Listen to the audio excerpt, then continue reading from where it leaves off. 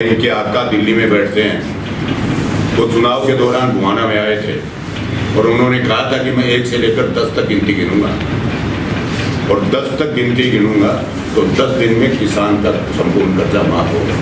सभी को नमस्कार। आज हम किस प्रकार से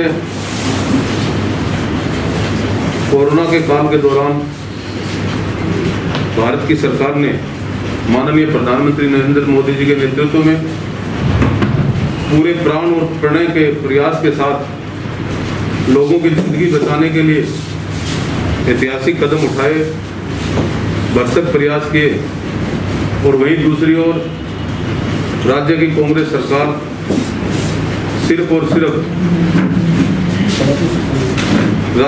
केंद्र सरकार को अपनी नाकामियां छुपाने के लिए निशाने पर रखा। मैं आज आपके माध्यम से जनता के समक्ष इन विषयों को रखना चाहता हूं कि जब कोरोना की सेकंड लहर इस वर्ष आई, उससे पूर्व ही जनवरी माह में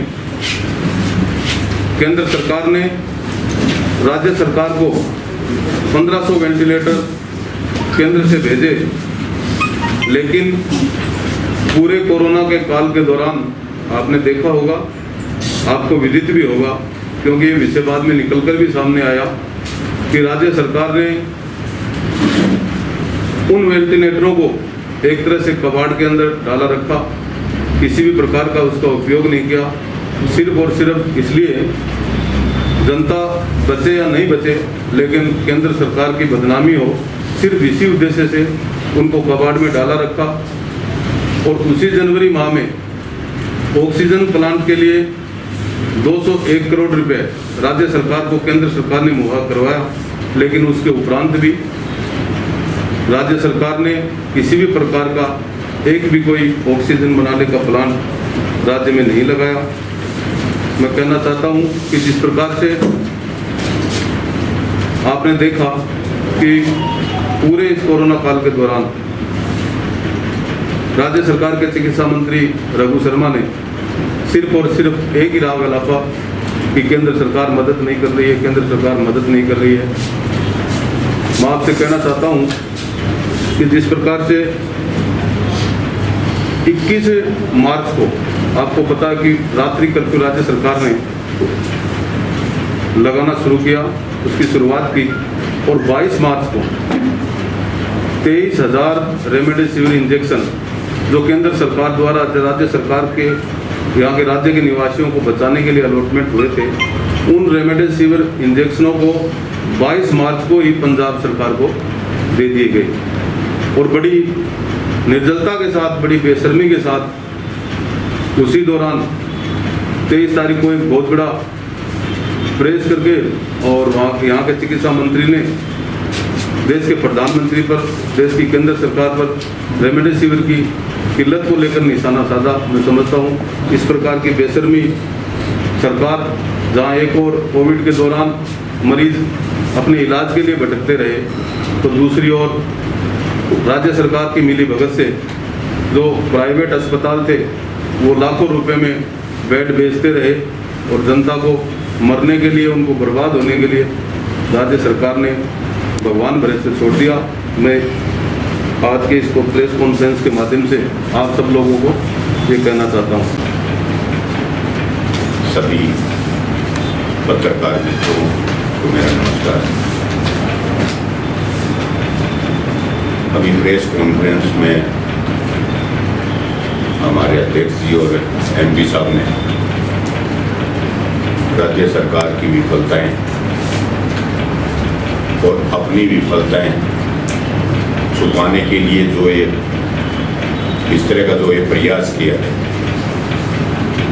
कि एक राष्ट्रवादी संगठन जिसकी पूरे विश्व में पहचान है और जवाहरलाल नेहरू से लेकर इंदिरा गांधी जो प्रधानमंत्री थी, उन्होंने भी इसकी जांच करवा ली है। उसके बाद भी सोने की तरह खरा उतरा है राष्ट्रवादी संगठन आज भी चाहे कोई राष्ट्रीय आपदा हो, चाहे कोई राष्ट्र पर कोई भी संकट आया हो, चाहे युद्ध हुआ हो, उसमें इन राष्ट्र सेवकों ने बढ़ चढ़कर भागीदारी निभाई है। इनकी लोकप्रियता को और अपनी विफलताओं को छुपाने के लिए जो ये प्रयास किया वो निंदनीय है। और एक ऐसे व्यक्ति के ऊपर जो जन्म से लेकर अब तक जिसके आप घर देख लें, उस व्यक्ति के माता पिता देख लें, ऐसे व्यक्ति को आरोपी बनाने का जो ये प्रयास कर रहे हैं, उसको भारतीय जनता पार्टी के कार्यकर्ता, भारतीय जनता पार्टी का नेतृत्व कभी भी बर्दाश्त नहीं करेगा। ये सरकार बनने के बाद जिस तरह से इन्होंने वायदे किए थे, चाहे इनके आका दिल्ली में बैठते हैं, वो चुनाव के दौरान गुहाना में आए थे और उन्होंने कहा था कि मैं 1 से लेकर 10 तक गिनती गिनूंगा और 10 तक गिनती गिनूंगा तो 10 दिन में किसान का संपूर्ण कर्जा माफ होगा। बेरोजगार नवयुवकों को रोजगार देने का काम करेंगे, बेरोजगार भत्ता देंगे, बिजली का 1 पैसा बढ़ाएंगे नहीं, अपराध नहीं होने देंगे। मैं समझता हूं आप पत्रकार मित्रों को भी मालूम है कि किस तरह से आए दिन बलात्कार, चोरियां, डकैती और हत्याएं और यहाँ तक गैंगस्टरों द्वारा धमकियां दी जा रही हैं, अवैध वसूली हो रही है। क्या यही सुशासन है? और शासन के नाम पर जिस दिन से सरकार बनी है, ये सरकार रेंग नहीं रही है, सरकार रो रही है। मुख्यमंत्री दिल्ली जाते थे, वापस आते थे तो उप मुख्यमंत्री चले जाते थे और 1.5-2 महीने तक जो सरकार 5 स्टार 7 स्टार होटलों में रहे, उस सरकार से आप क्या उम्मीद करोगे? सिवाय अपनी कुर्सी बचाने के लिए, अपनी विफलताएं छिपाने के लिए इस तरह के आप प्रयास कर रहे हैं। इसके लिए निश्चित रूप से आज पूरे प्रदेश में भारतीय जनता पार्टी का एक कार्यकर्ता इस चीज़ को लेकर आक्रोशित है और अगर इस तरह का कोई प्रयास किया जाएगा तो यहाँ का एक कार्यकर्ता ईंट से ईंट बजाकर इस तरह के कुत्सित प्रयास का विरोध करेगा।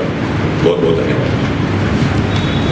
प्रेस कॉन्फ्रेंस का मुख्य उद्देश्य क्या था? राजस्थान सरकार पर जो आरोप लगा रहे हैं क्या है?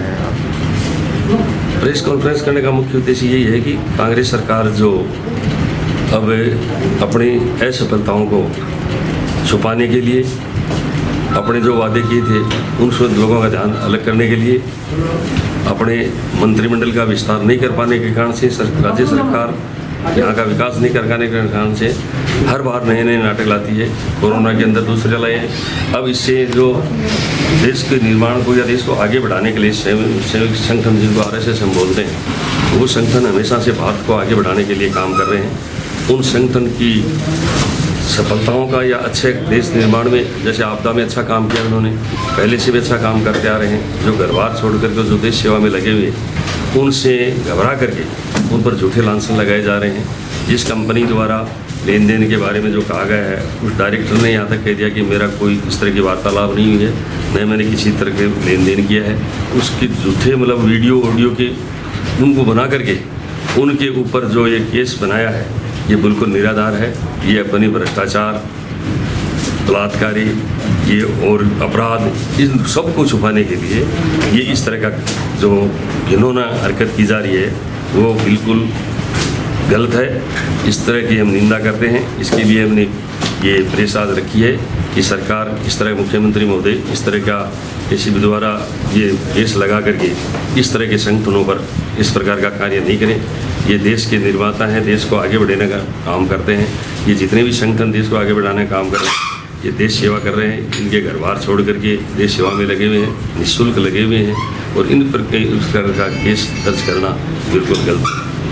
कल मंत्रिमंडल का केंद्र में विस्तार हुआ है, शेखावटी से किसी का नाम नहीं लिया गया है, क्या देखते हैं? क्या नहीं, यहाँ राज्य सरकार से अपने भूपेंद्र जी यादव जी को बनाया गया है, राजस्थान से कैबिनेट मंत्री का सीधा दर्जा दिया है।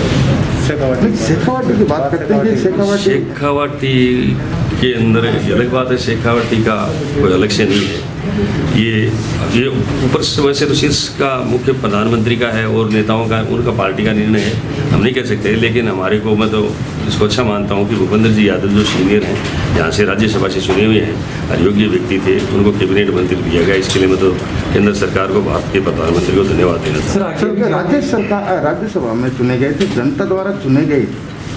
जनता द्वारा चुने गए, जिस तरह से स्टेटों की तुलना है उस हिसाब से, संख्या के हिसाब से यहाँ 4 मंत्री हैं पहले से, 3 मंत्री पहले से, एक और बना दिया, 4 मंत्री बना दिया, और भी विस्तार भी कर रहे हैं। हो सकता है 10 दिन बाद में और कर दें, 5 दिन बाद में और कर दें।